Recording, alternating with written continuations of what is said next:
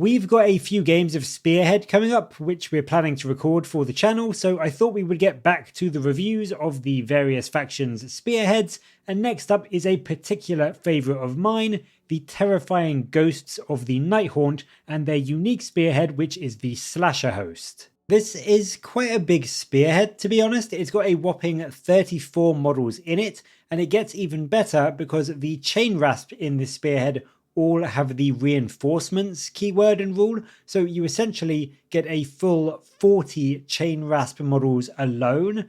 And what I also really like about this Spearhead is that it all starts on the board from battle round 1. There is no waiting around until battle round 3 like there is with Indrasta or the Orruks Spearheads.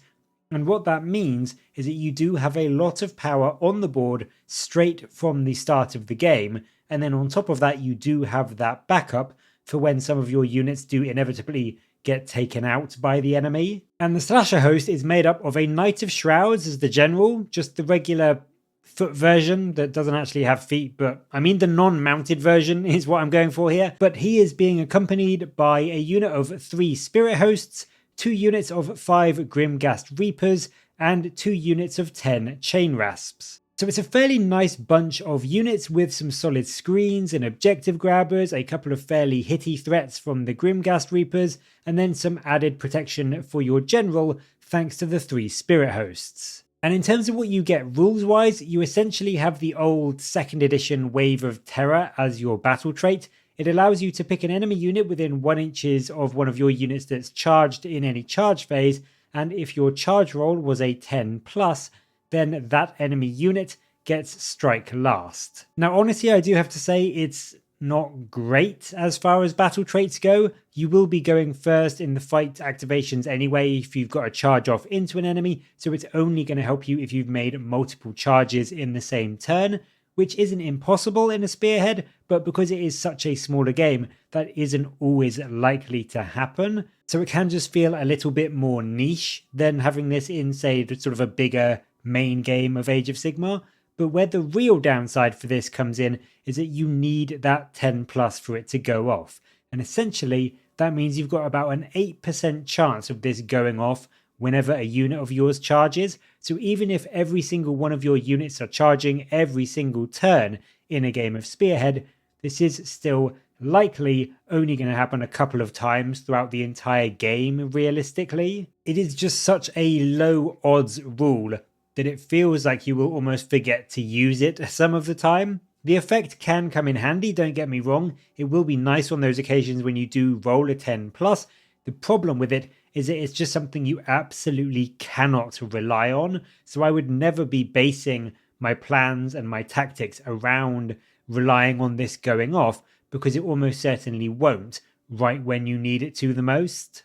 There is, however, a second part of your battle traits which is rather good. Ethereal is back for the Nighthaunt in Spearhead, and it does the usual thing where it makes your units ignore all modifiers, positive and negative, to their save rolls. So no benefits to any save rolls from any of your tactics cards that you may get, but equally all of the rend of any enemy units is now completely wasted on you. And I think generally in Spearhead, with no easy access to commands like all-out defense like you do in regular AOS, I think this does actually feel a bit better, because one of the big complaints about Ethereal in regular AOS is that you lose out on the ability to do all-out defense to improve your armor save. So I think that does add a bit of value to it in games of Spearhead.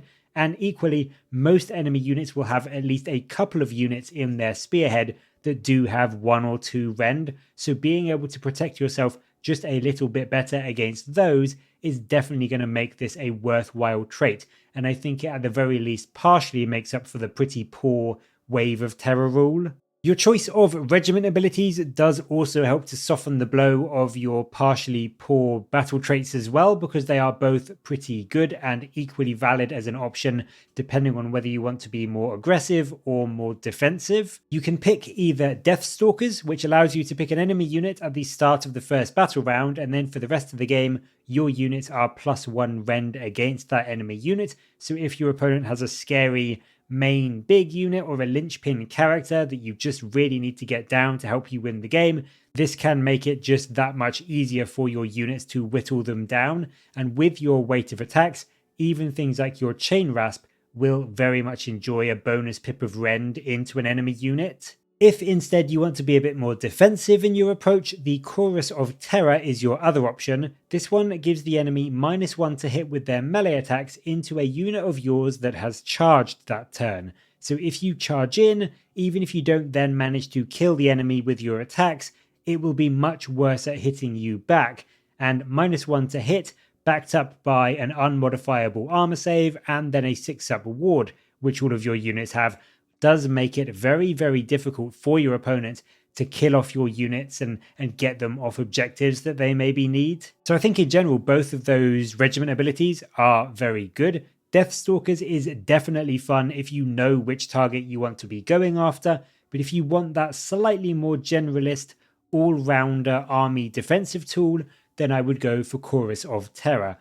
Personally, I think they're both good. Your army, your spearhead as a whole, doesn't have the best rend. You've got a couple of units in here that have no rend at all, so getting that bonus rend against an enemy hero or one of their main units can definitely up your output quite significantly. So they're both very good. You just have to weigh up what you're going up against and how you want to play the army in your game of Spearhead. Naturally, of course, your general can improve himself further with the enhancements. As usual, there are 4 to choose from, with a couple of mediocre, but also a couple that are very good picks. The Soulfire Ring is first. This is done at the end of any turn, and it gives the general a d6 health heal. So it's super strong. Your general has 5 health, so you can get him back up from just 1 health remaining, back up to full. So it is potentially incredibly powerful for keeping your general around and just playing the game all 4 battle rounds. I would say there is a potential issue with it in that your Knight of Shrouds isn't the tankiest hero generally. He's got that 4-up unrendable save, but then he's got a 6-up ward and only 5 health, so he can still die quite quickly. So the heal might not be enough to keep him alive if he is just killed off completely in one combat. So there is that downside to it, but still it can be very, very handy. And as we'll see in a minute, there is a unit, the Spirit Hosts, that can go along with him that does massively boost his durability. So in that situation, this heal might just keep him going all game long. Cloaked in Shadow is another defensive enhancement. This one just means that only 1 enemy unit can attack your general per phase. So if he gets charged by 2 enemy units, only one of them can actually go into him and attack him.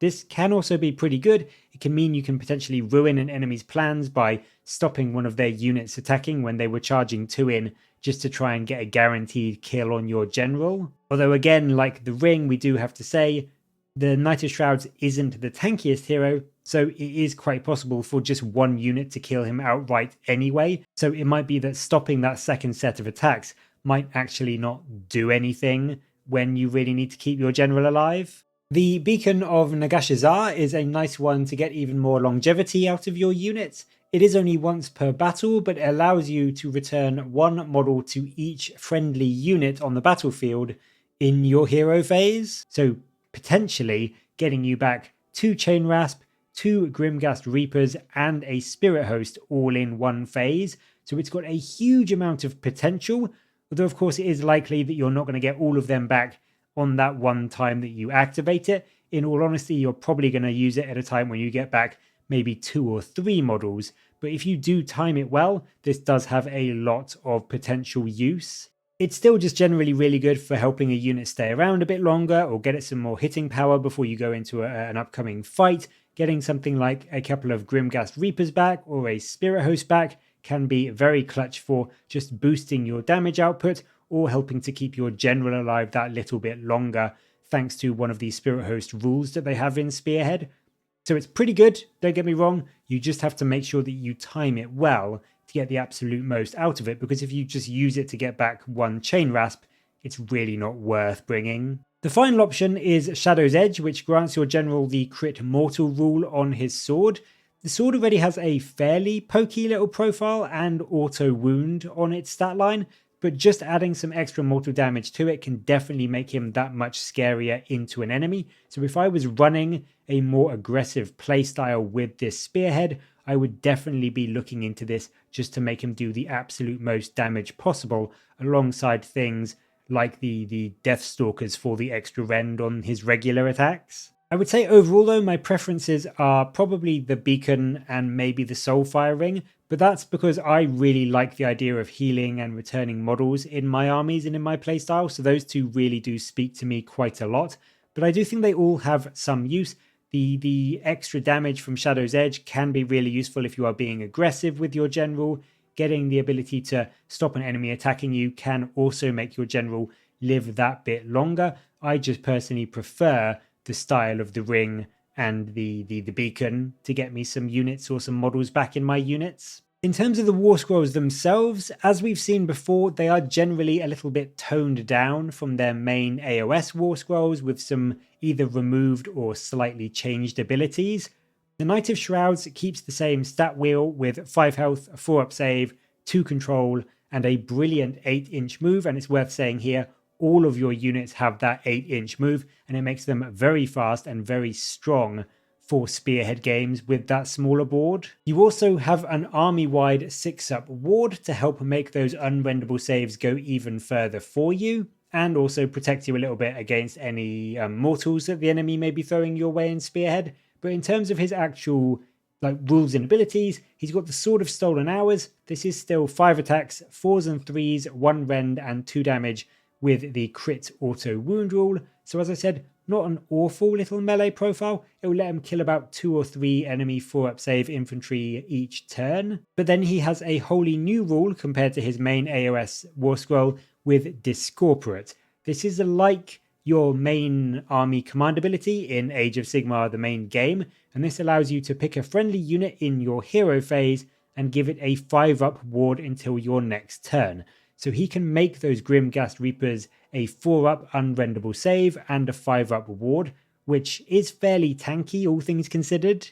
The Spirit Hosts are his personal bodyguard, and it really does pay to keep them near to him as he moves around the board. They can keep up with that same 8-inch move, which is great, and they are 3 health each with a 4-up save, so the whole unit has 9 health and throws out 18 attacks in melee. It is only 4s and 4s with no rend and 1 damage, but with the crit auto wounds rule, they can actually do some work with just sheer volume of dice, especially if you've gone for the Deathstalker's Regiment ability to get them that bonus rend on top of it. Their main ability though is Drawn to War, which grants your general a 4+ ward when he's within 1 inches of them. So turning your general into a 5 health, 4-up unrendable save, 4-up ward save unit who could in theory be getting back d6 wounds each turn. So in that situation, he can actually become fairly tanky in this Spearhead, and it does make options like the Soulfire Ring or Cloaked in Shadow honestly a pretty viable option for him if you do want him to just live as long as possible. Now onto the main battle forces and damage output of your Spearhead, which comes in the form of your 2 units of Grimghast Reapers. They're only 1 health each, but they do sport a 4-up unrendable save and that 6-up ward,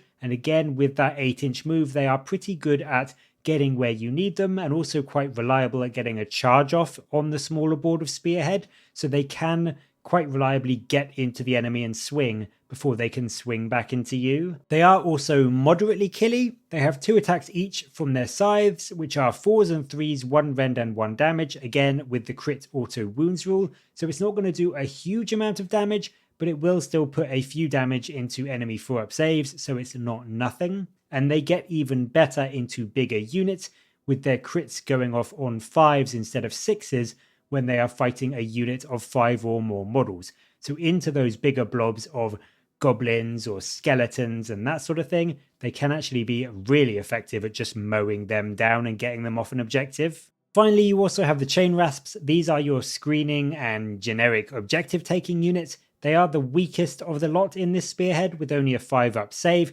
Can't be modified though, so that is handy, but it's still just not a particularly strong save. They are also pretty weedy when it comes to combat, 2 attacks each at 4s and 5s to wound with no rend and 1 damage, so it's definitely not scary, but they do get improved a little bit when they charge. Their Chilling Horde rule gives them +1 to wound when they charge, so netting you potentially 20 attacks, 4s and 4s, no rend and 1 damage, and auto wounding on 6s. So it's very similar to the Spirit Hosts, which is not great, but does have fairly good volume, and equally if you've got that extra rend from the Deathstalkers, can make them deceptively good into chaff units. The basic unit of 10 will do around 4 damage into a 4-up save with the charge and with the Deathstalkers, so it may not sound like much, but in games of Spearhead, that will make a noticeable difference into most enemy units that you will find across the field from you, because they are not these big reinforced blobs of 20 Chaos Warriors. They do tend to be smaller units where taking 4 damage will be a good chunk of the unit wiped out. So whilst some of the stuff here doesn't sound particularly scary or oppressive in terms of what it can do, you do have to consider it in the kind of remit of Spearhead. And I think all in all, this is a fairly solid little Spearhead force. I like the saturation you can get on the board with the sheer number of models you have. You can keep your stronger units safe really quite easily with those chain rasp, spread out as a nice little screen in front of them. And you can make your force generally either much tankier or much killier with that choice of regiment option. You also get the really nice occasional bonus of making an enemy strike last thanks to your battle trait, although again I would never rely on that.